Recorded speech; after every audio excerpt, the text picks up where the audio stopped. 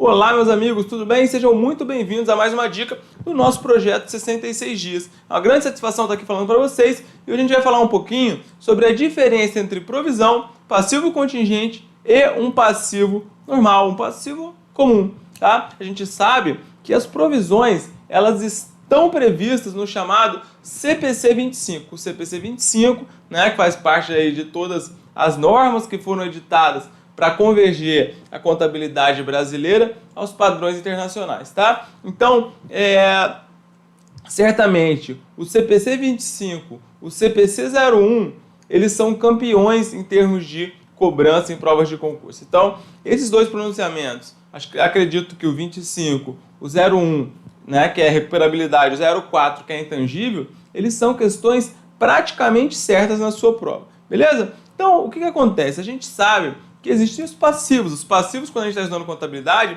a gente fala que passivo é uma obrigação da entidade, né? E aí, o CPC 00 chega e fala o seguinte, olha, passivo é uma obrigação presente da entidade, né? Por exemplo, você comprou mercadoria, você tem uma obrigação com o fornecedor.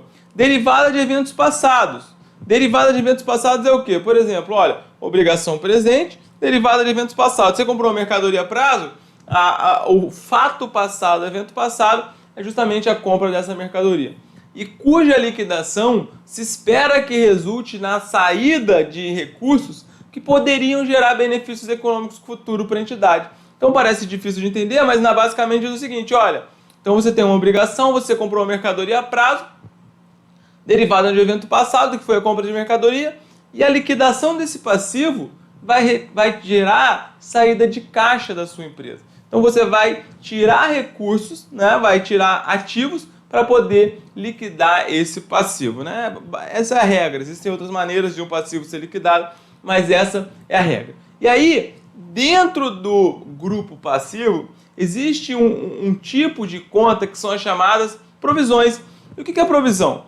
Provisão é um passivo de prazo ou valor incerto. Então, provisão é um passivo de prazo ou valor incerto, pessoal. Se você tem uma obrigação, um funcionário que está processando a empresa, né? Está muito satisfeito, ele saiu e resolveu processar a sua empresa, a empresa que você é dono. Você sabe que há uma grande chance que você perca essa ação.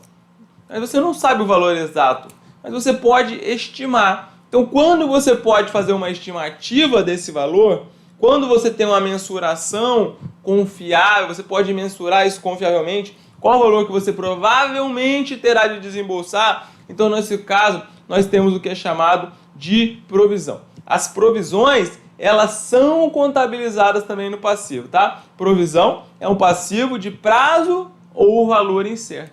Só que aí existem os passivos contingentes. Passivo contingente é, por exemplo, você tem aí uma obrigação fiscal, tá? Você tem um entendimento, e o fisco tem outro, tá? Você sabe que o fisco começou a adotar outro entendimento diferente daquele que você estava prescrevendo na sua empresa. E o que acontece? Talvez, pode ser que o fisco olhe aquilo, pode ser que não. E você vai chegar e vai mensurar e falar, olha, existe uma possibilidade de que esse passivo, de que o fisco venha me cobrar e isso se torne uma obrigação para mim? Existe uma possibilidade. Aí você vai olhar, é provável ou é somente possível? É provável quando a probabilidade é mais do que sim do que para não, mais do que 50%. É possível quando essa probabilidade ela é menor do que 50%. Então você pode ser que o fisco venha mudar aquele entendimento. É provável? É. Então você vai reconhecer uma provisão se os outros requisitos forem atendidos, se você puder mensurar com segurança, puder estimar lá o seu valor, né, tiver uma estimativa confiável, etc. e tal, e tem outros requisitos ali que estão previstos no CPC 25. Não é provável, é só possível, ou seja, você não sabe, é mais provável que não. Então você está diante de um caso de um chamado passivo contingente. E o passivo contingente, ele não é contabilizado como um passivo, tá? O passivo contingente, aí você vai chegar e vai olhar o seguinte, vai falar, olha, essa possibilidade ela é remota ou ela é realmente uma possibilidade possível, mas só que é mais para não do que para sim? Olha, se é uma possibilidade possível, então você vai divulgar isso em nota explicativa. Por quê? Porque o objetivo das demonstrações contábeis é trazer todas as informações relevantes para os seus usuários. Os usuários das demonstrações contábeis, eles precisam de informações fidedignas, né? A gente tem as características qualitativas da informação contábil, né? Nós temos aí, ela tem que representar fidedignamente os fatos que estão ocorrendo na empresa, né? Então você vai pegar e vai divulgar isso em nota explicativa.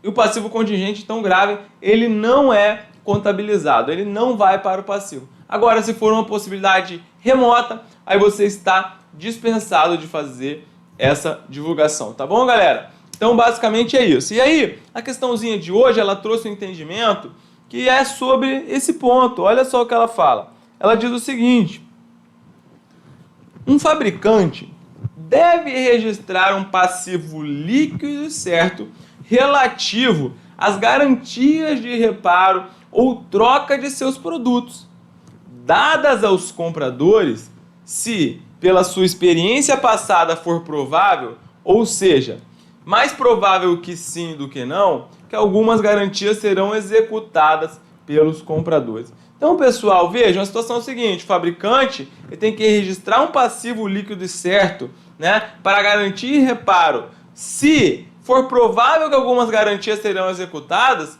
olha só que interessante, porque essa questão ela foi extraída diretamente do pronunciamento contábil.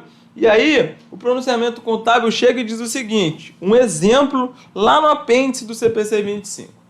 Um fabricante dá garantias no momento da venda para os compradores do seu produto. De acordo com os termos do contrato de venda, o fabricante compromete a consertar, por reparo ou substituição, defeitos de produtos que se tornarem aparentes dentro de 3 anos desde a data da venda. De acordo com a experiência passada, é provável, ou seja, mais provável que sim do que não, que haverá algumas reclamações dentro das garantias. Então, obrigação presente como resultado de evento passado que gera uma obrigação. E aí o pronunciamento está falando, a gente vai analisar agora se a gente tem que reconhecer uma provisão. O evento que gera obrigação é a venda do produto com a garantia, o que dá origem a uma obrigação legal. Então, a partir do momento que o fabricante vendeu esse produto, tá? É certo que esse produto ele vai estragar? Não, mas é certo que num conjunto de produtos, alguns irão estragar, alguns terão que ser executado a garantia. Então a obrigação, ela surge a partir do momento da venda do produto com a garantia. Tá? Saída de recursos envolvendo benefícios futuros na liquidação.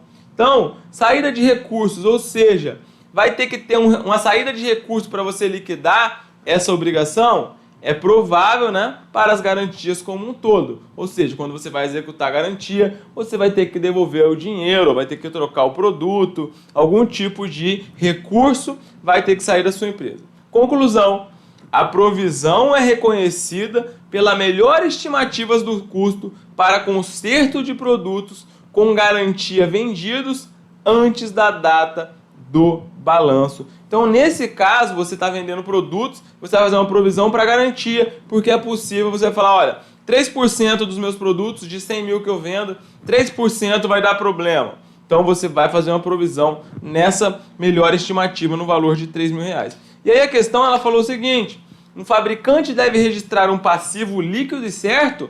Não, galera, não é um passivo líquido e certo. Por quê? É uma provisão, porque isso é um passivo de prazo ou valor incerto.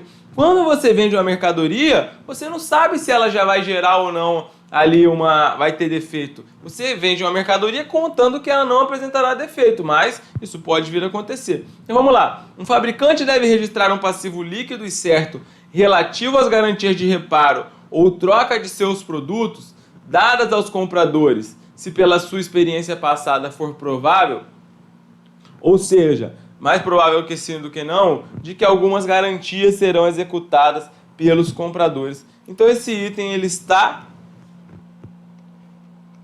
errado. porque não é um passivo líquido certo, é uma provisão, né? Que é um passivo de prazo ou valor incerto. Beleza, galera? Então era isso que a gente queria trazer hoje para vocês. Se gostaram, sigam o nosso Instagram, Contabilidade Facilitada, deixe seu like no vídeo aqui e entre no nosso grupo do Facebook, Contabilidade para Concurso, grupo de estudo, ou se você estiver estudando para o exame de suficiência, exame do CFC, grupo de estudos, sem propagandas. Esse é o nome do nosso grupo lá no Facebook, beleza? Então, valeu, pessoal, até a próxima, um abraço. Se gostaram, deixa sua curtida, deixa um comentário pra gente.